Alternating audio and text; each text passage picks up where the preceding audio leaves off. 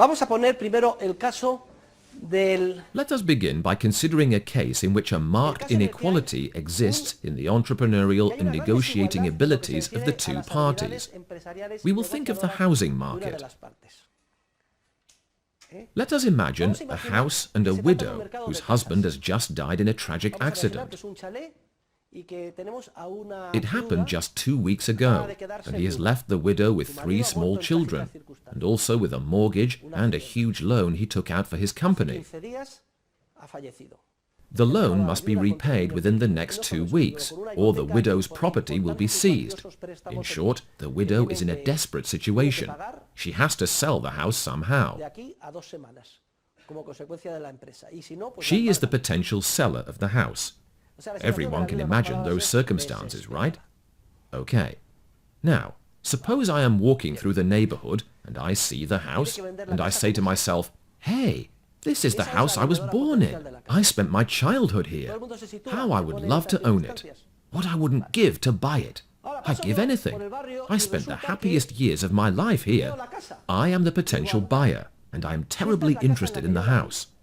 Notice that we are creating this hypothetical situation and contrasting the circumstances of the potential buyer, who is extremely excited about the house, with those of the seller, who is desperate.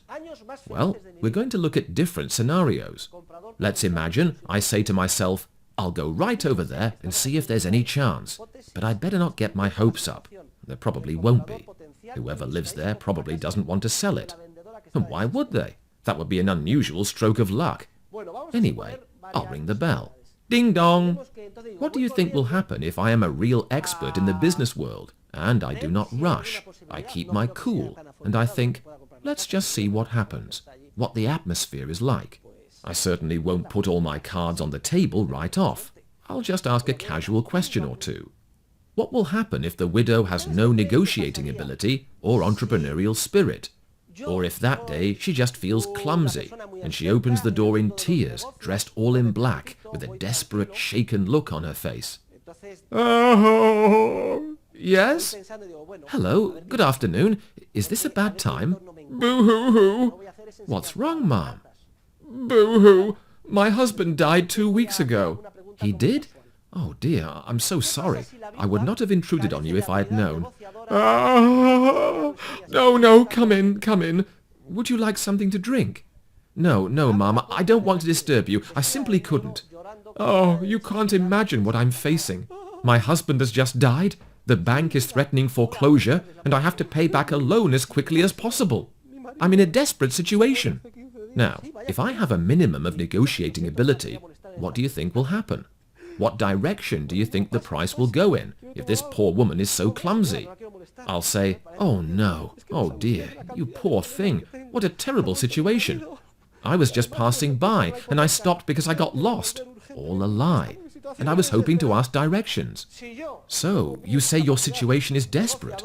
Oh dear, you poor thing. How much is it you need?" "Well, the mortgage is 50 monetary units and the loan is another 50, so 100 would get me out of this mess." 100? Hell, I was ready to pay 3 times that much, 300 monetary units, and she says 100 would get her out of her mess. I've got her. So I say to her, "What a shame. Well, I'll be going, Mum. Best of luck. What a shame. I've won the lottery. You know, actually, I'd try to pretend a little. Wouldn't want to be too obvious. You know, I really feel for you. Maybe I could help you out. Maybe even find somebody. You say you need 100. Well, maybe... Oh, I don't know. I just might be able to find somebody willing to pay 100. But then again, the market looks pretty bad. I really don't think we'll find anybody. Boo-hoo-hoo. And then, finally, well, look, I think I can afford it myself. 100 monetary units. I reel her in and we sign the agreement. Note the glaring imbalance in negotiating ability. So, given the potential seller's clumsiness at negotiating, the price will tend toward 100 monetary units. Remember, it cannot be less than 100 because then the deal will not be closed. A deal always means both parties come out ahead. Still, the needle on the scale, the price, will tend to move toward the lower limit. Actually, for people in the widow's situation, the smart thing to do is exactly the opposite. If you desperately need to sell, the cardinal rule, and you can learn nothing more practical in an economics class, is not to show you are desperate to sell.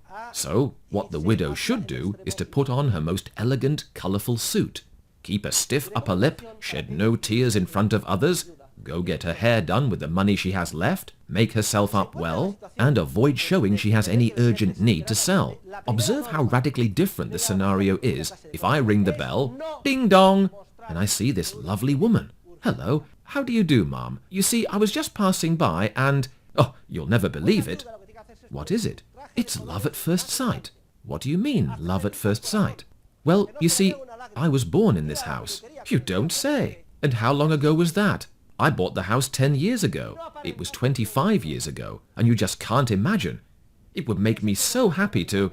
At this point, the widow is thinking, here's my chance. Also, it turns out I won the lottery not too long ago. And well, I'm actually looking to buy a house, and my dream would be to buy this one. Now the widow thinks, good heavens, I'm the one who's won the lottery. This is my buyer.